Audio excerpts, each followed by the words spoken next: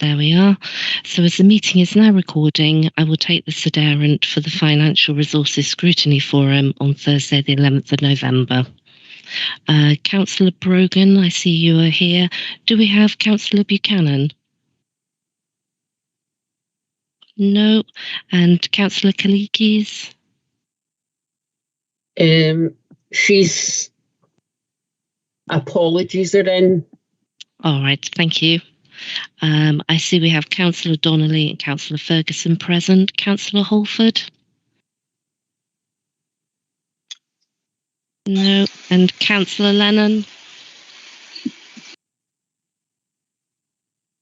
No. And we've got Councillor McAdams and Councillor Walk with us. We also have several officers present, including Jackie Taylor, Lorraine O'Hagan, Frank McCafferty and myself. I'll now hand back to the chair. Thank you. That's excellent. Thank you very much. Okay, so we'll just move on then with the meeting. So is there any interest to declare for any of the items? No. Oh, sorry about that. That's my phone. Apologies. Okay, so we'll just move on then to item number 2 then. So this is for minutes of the previous meeting. Was there anything arising? Nope. Okay, I'm going to move that forward. Can I have a seconder, please? Grant.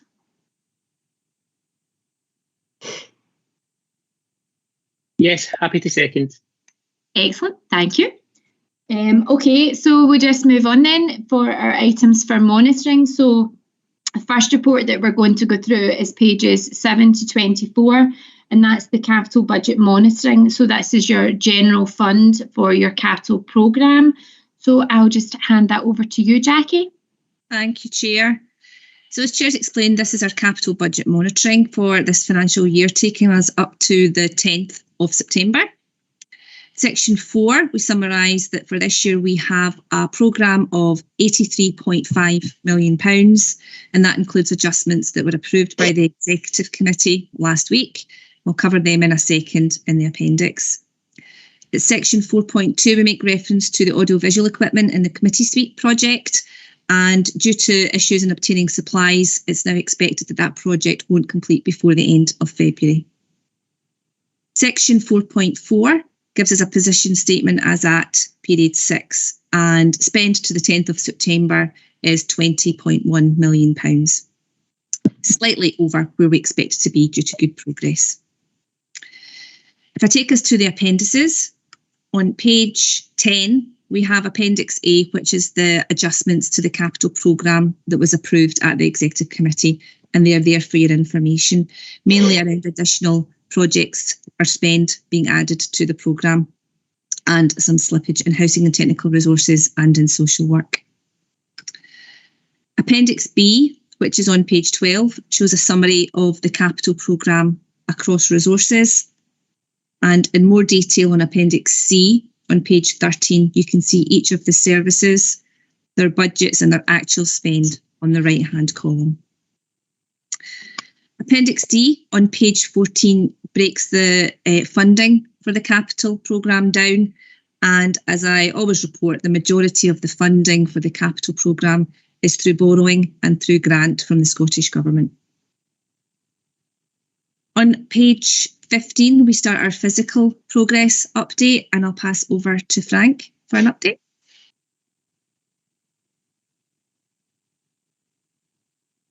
Taking myself off mute.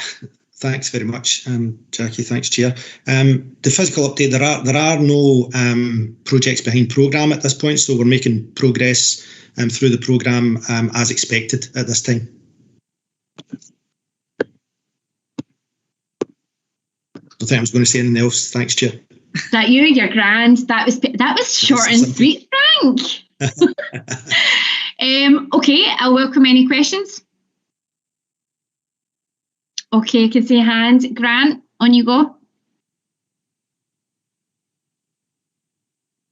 Yeah, I want to say, listen, well done. It's great that we're making that kind of progress. That was just the only comment I wanted to make, was just to say, well done. Thank you.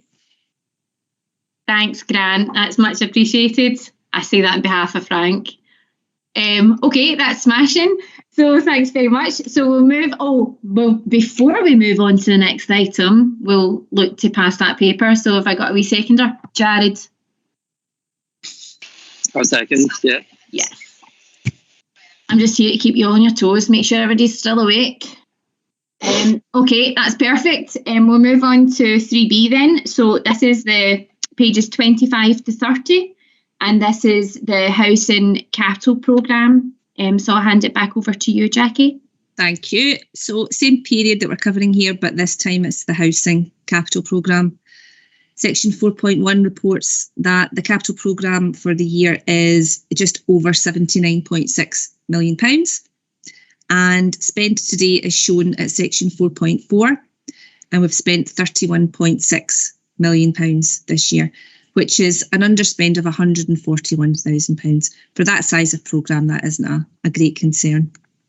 If I take us to the appendices, on page 27, on Appendix A, we have the details of the funding for the Housing Capital Programme. And again, the majority of the funding for that programme is through borrowing and through the Housing Revenue Account contribution. Pretty graph on page 28, as always, that shows the profile of spend against where we expect it to be. And as I reported earlier, it's pretty much in line with our expectations. And on page 29, we have the physical update. And again, Frank can give us a summary of that. Thanks. Thanks very much, Jackie. In terms of physical update, you can see noted in page 29, there are 2 projects which are noted as behind programme, and in page 30, there are explanations for both of those projects. The first one, Alberta Park Shelter Housing, this project is delayed due to some queries around tender information that's been supplied, and the second project, which are various projects in South Lanarkshire Council, it's the installation of air source heat pumps, and the delay in this programme is due to delays with the supplier for materials. There has been it's a worldwide shortage of microchips, which has affected the manufacturing process for air source heat pumps, and that's causing delays of us receiving those. Okay. That was all. Thanks very much, Chair. No, you're grand. Anyway, I should really have officially welcomed you at the start, seeing as this is the first time that we're getting to meet you on this forum. So thank you so much for coming along today. But we need to, like say, Derek, we still miss you, just in case you're watching this on YouTube in the house. But Frank, we really appreciate you being here. So does anybody have any questions then? Make it really difficult for Frank. Frank, mate, I think you're getting off really lightly here. No, that's it. That's amazing. No questions for you. Thank you very much, Frank, and we will look forward to seeing you at another point. Thank you. Hopefully. Bye-bye. Excellent. Bye-bye. Okay, so I'll just move that forward. Can I have a seconder, please? Mary. Yeah, I'll second. Yes. It's kind of like being at the pantomime, like a really good pantomime, obviously, being on this forum. Thank you very much. So we'll just move on. So we are on item number 4. So this is pages 31 to 42, and this is the revenue budget monitoring for 21-22, and I will pass it over to you, Jackie. Thank you.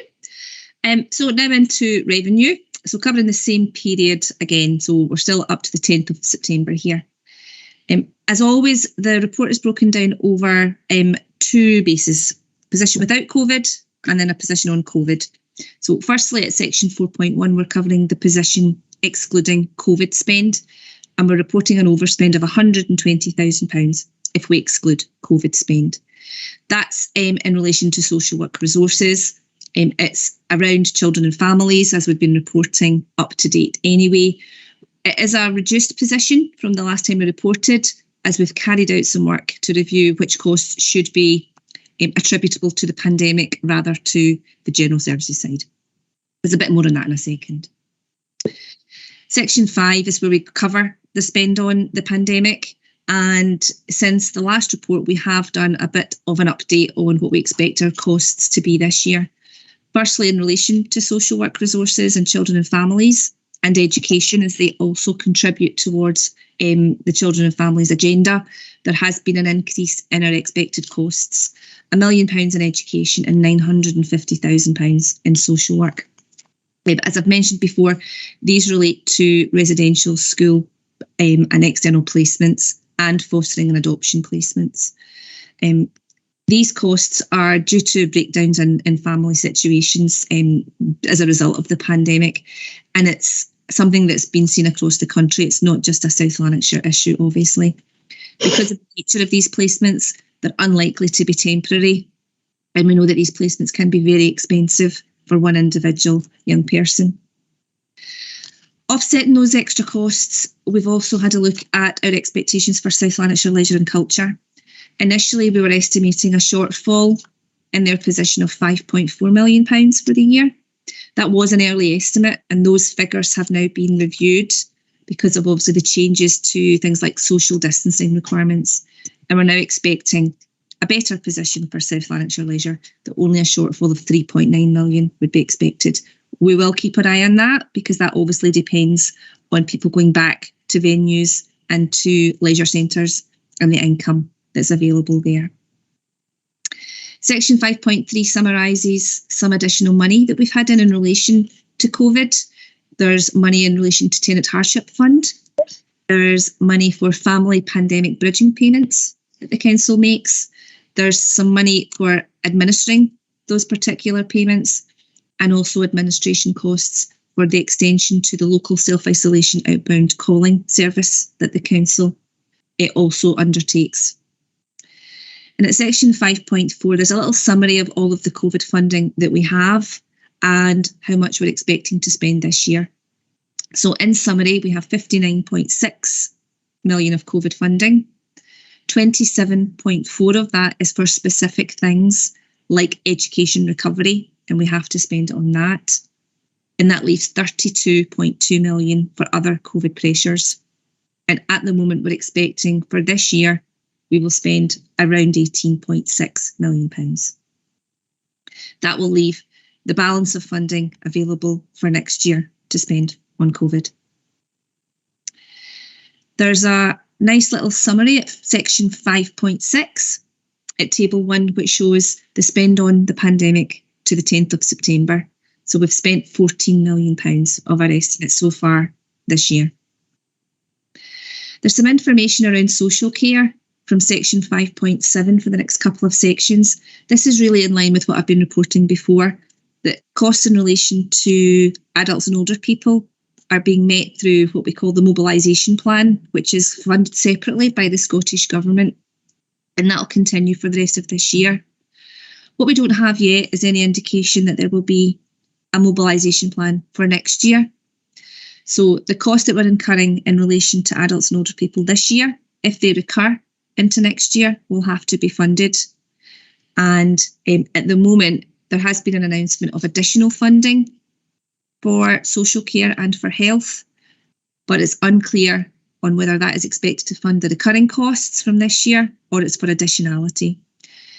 So the IJB obviously manages the budget for adults and older people, and their Chief Financial Officer is looking at a financial plan going into the next financial year, and I'll keep the forum updated on progress on that. That's probably enough of a summary in relation to the report. In the appendices, I think I always point out Appendix 1, which is on page 36, which gives a summary of the COVID costs for the year. And Appendix 2 covers a bit more detail in terms of our overall spend for the council over services.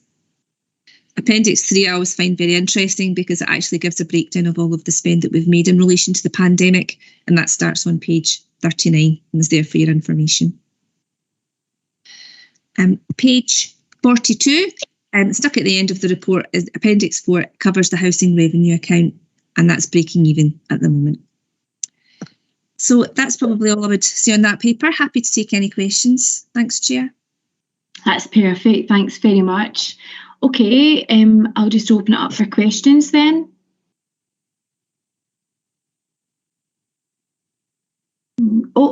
hand. Walter, were you just kidding? Hand up, hand down, or was that like? Feel you always do that. So Michael McGlann, it's a legacy hand, but you've taken your hand down. No, it's still up. Oh, it's back up again, Walter. We had It's this down problem again. before, and honest, I'm not being good. So yeah, I do have a question. Go on then. I'm not sure what the answer will be, or if you can answer it at this point, but it's on page 32, item 5.2, the recovery of South Lanarkshire leisure and culture. I'm just wondering how we balance out the fact that a lot of our halls haven't been used. And I know this is revenue, but a lot of our halls haven't been used for a long time, and SLLC are very slow to open up the halls, or very reluctant to open up the halls. So they're losing revenue by doing that. And the second thing is, when they do open up the halls, because they've left them unattended for so long, we're springing leaks and heating systems are not working. Jackie, I don't know where to take this one other than to sort of say, well, how are we going to balance this out? What I can probably comment on is around the financial position. On your second point, around if there's repairs that are required for venues, maybe as a result of them being closed for a while. We do have a property investment, prioritised investment fund, which sits in our capital programme, which allows us to undertake any essential works to keep any property open, and that includes our leisure facilities. That's obviously a limited pot, so we do have to prioritise. Hopefully, there shouldn't be any significant reasons why facilities can't open because of things like leaks or heating issues. In terms of the Leisure Trust's approach to opening facilities, I'd probably have to revert that one back to David Booth, because I would imagine they would have a reason, a plan, a rollout programme in terms of opening their facilities again that I'm not party to. So I'm happy to pass your query on to him, Councillor Brogan, if that would help. Yeah, that would be great, because we keep asking, and I'm sure that other councillors, we don't really get feedback in terms of a plan. Okay, I'll feed that over to him. Thanks. If I'm wrong, would anybody else want to comment on that? I would just come in to say, sorry, and I'll let you in, Mary. I would just come in to say, if you're doing it officially through this committee, Jackie, can you just make sure that everybody basically is included in that reply? Because I would like to know as well. What I'll do, Councillor Monique, I was going to call you there. Just call me Monique, I don't use the title anyway. Chair, I'll give you a proper title. Chair, I was going to ask David Booth to respond directly to Walter, as it's probably not an issue that I would have an involvement in, to be honest. Right, okay. But I can ask if he wouldn't mind copying yourself in, Chair, and then you could distribute that as you feel appropriate. No, that's a great idea. I'm going to open it up to the floor. Mary, Grant, Jared, do you want included in this as well, or are you not bothered? Yes, no, definitely. Jackie, could you just get him to reply to all of us? Sorry, Mary, I apologise for being rude. On you go. Also, I want to add on with Walter. Apologies for the interruption, Grant, slightly behind. Only in as much that he would like to be CC'd into that. One very, very quick request, if I may. I appreciate you all know each other very, very well. Your names aren't flashing up, and I don't know who's speaking. It would be very much appreciated if you could say your name, because I'm having to sort of click on your face and on your picture. I'm ever so sorry. Normally, your name would come up. I don't know who's speaking, and I can't really give an accurate interpretation at this time. So your indulgence be appreciated. Many thanks. Yeah. It's Mary Donnelly. Thank you. Grant that's speaking. No, I totally concur with the points that Walter made, and I was going to add to that, and that is that that when we do make contact with leisure and culture, that we do ask about the plan, because I'm unsure if they do have a plan to go around, check all the halls and see where the leaks are and see where the repairs are required, and then roll it out how they're going to fix that. because we are actually at the moment talking about when the halls are going to open. And they're really in a very dilapidated state. No, that's great. Jackie, will you take that forward? Unfortunately for you, is that okay? Mark, can I just apologise to you because you have a very hard job with us all jumping about, and can you also, Grant, I apologise. We shouldn't have all just been jumping in, and it's that whole familiarity breeds contempt thing. I'm so sorry for being inconsiderate. Please don't worry. I think Grant might even be saying Dinny Fash. I'm sorry, I've only lived in Scotland for 7 years, so I'm still learning the lingo. I'm working on it. No, that's perfect. Anyway, thank you. And Mark, you did the right thing there. Just stop us and just tell us. Yeah. Hi, Chair. It's Walter Brogan here, and it's my fault for lighting this firework. No, it needed to be lit. If anybody wants to burst into song just now with firework songs, I'm fine with it. There's maybe like Katy Perry, Adele, no, anybody else? No? Firestarter, Keith, Prodigy? No? Okay. You all had your chance.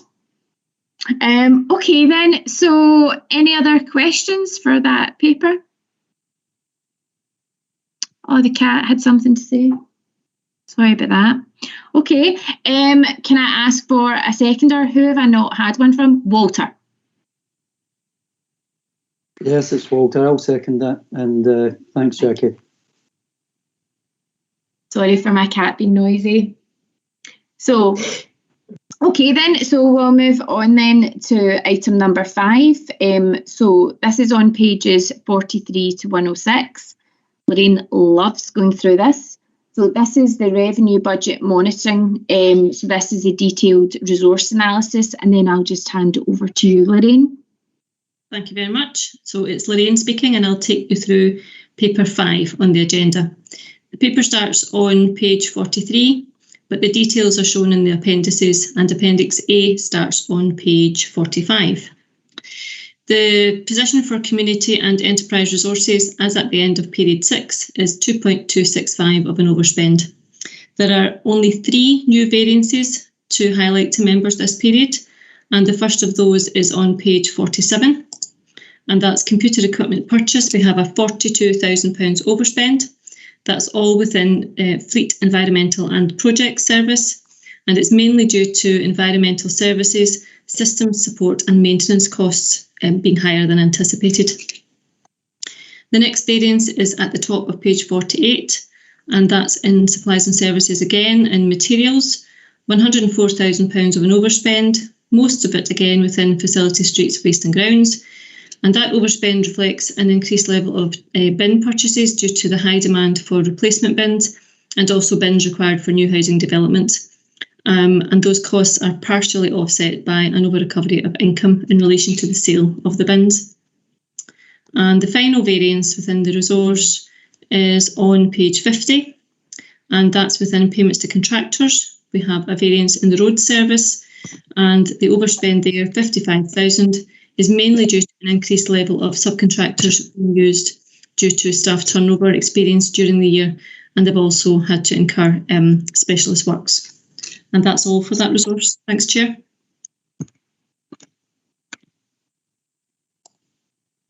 That was me taking too long to get myself off mute. Okay, so does anybody have any questions for that resource? Nope, okay. We're good to go. We'll just move on then, Lorraine. Okay, thank you. So Appendix B then is on page 57, and that's for education resources. And we can see an overspend there of 249,000 as at the end of period 6. There are no new variances to highlight within education resources. Any of the variances that we have are a variation on a theme. So on page 58, we have an underspend within our early years establishments at the top of the page. Down the bottom of the page, we have pupil transport, both special education needs and also mainstream passenger transport, both of which are showing an overspend. And then we have an underspend on page 59 in terms of payments to other bodies. and an independent school placement overspend relating to the cost of additional placements for pupils with additional support needs. And that's all I would highlight for education. Okay, that's great. Does anybody have any questions? Okay, we're good. Okay, will you just carry on then, Lorraine, with the next resource, please? Thank you. Appendix C then is on page 65, and that's finance and corporate resources. We have a substantial overspend at the bottom of the right-hand corner of the page, 6.332 million, but just shy of 6.3 million of that is in relation to actual COVID spend, and the remainders within the rest of the resource in terms of the impact of COVID on our income lines and other areas. So finance and corporate, we have 3 small new variances. They start on page 67. At the top of the page within supplies and services, we have a computer equipment maintenance overspend, mainly within IT services, and that reflects the costs associated with moving from the care centre to the cloud hosting service, offset by an underspend within the electricity line within the cared budget. Foodstuffs below that, we have a £45,000 overspend there, and that's in relation to COVID spend and is offset by Scottish Government funding. And the third variance, which is away down on page 70, is within fees and charges general. Within personal services, we have an under recovery of 28,000, and that relates to recharges to resources for medicals for employees, and that's offset by a reduction in expenditure. And that's all for finance and corporate. That's great, thanks very much. Do we have any questions? Nope. Okay, we'll move on to the next resource. Housing and technical then, Appendix D, which starts on page 77, shows a bottom line position of 181,000 overspend at period 6, and that's all in relation to COVID expenditure. There's only one new variance for the resource, and that's on page 78, and that's in service charges. We have an overspend there within property services, and that relates to expenditure on shopping centres within the estates portfolio, and there's nothing else to note for housing and technical resources at this point. So I'll open it up to questions. Nope. Okay, we're flying through this today. Okay, Lorraine, if you just move on to the next resource. Well, the next statement is the housing revenue account statement, which Jackie's already mentioned earlier on. That's Appendix E, and that's on page 87. There are no new variances, so I would just be looking to highlight the underspend in salary costs, reflecting vacancies which are being actively recruited or being held whilst they determine service requirements as we move forward, and offset by an income line there, which is the year-end transfer to the balance sheet, and that's really the balancing item. So there's nothing else to highlight there. I think unless somebody sticks a hand up, just move on to obviously social work. Okay. Yeah, just move on to social work. Okay, thank you. So Appendix F then is the final resource, and that's social work resources. That's on page 93. 984,000 of an overspend there, the vast majority of it relating to COVID, on the COVID-19 line there. There are a few new variances within social work, probably about a dozen, but I won't take too long to go through them. The first one there is performance and support with an underspend on the first page, which is page 94, and also in justice services, again an underspend there, both of which are results of vacancies which are actively being recruited. If I can take you on to page 96, there are a number of new variances on that page. Within property costs, we've got a cleaning contract overspend there within justice services as a result of COVID-19. Health and hygiene materials, again, an overspend resulting from COVID-19 expenditure. Within supplies and services, a computer equipment purchase overspend there within adults and older people, and that's relating to licence costs associated with the new home care scheduling system. At the bottom of that page, within transport and plant, we've got 2 lines there, pool car recharges, an overspend there within adults and older people, and other transport costs, an underspend within adults and older people, and both have been attributed to the impact of COVID-19. If I can take you to page 97, there are 3 new variances there.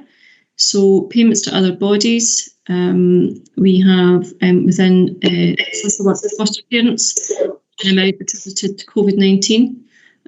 Adoption allowances, an overspend there of 34,000, relating to the fee paid to external organisations for the matching of a child to an external permanent adoption placement. And at the very bottom of that page, direct payments, a £231,000 overspend, again being attributed to COVID-19 and being the cost of additional support required, paid direct to service users. And I think, if I'm not wrong, there's only one more, which is on page 98, and that's in relation to payments to contractors within home support and adults and older people. We have an overspend there of 162,000, and that reflects the demand for the service. And that's me, Chair. Thank you. That's great. Thanks very much, Lorraine, as always. So I'll just open the last resource up for any questions then. I think you're getting off lightly. Right, okay. Can I have somebody then? I'll open it up to the floor then, instead of me going, who wants to second this? But who would like to second this? Get them all rushing at once. I'll second. Thank you. Okay, so the next item is urgent business, of which we have none.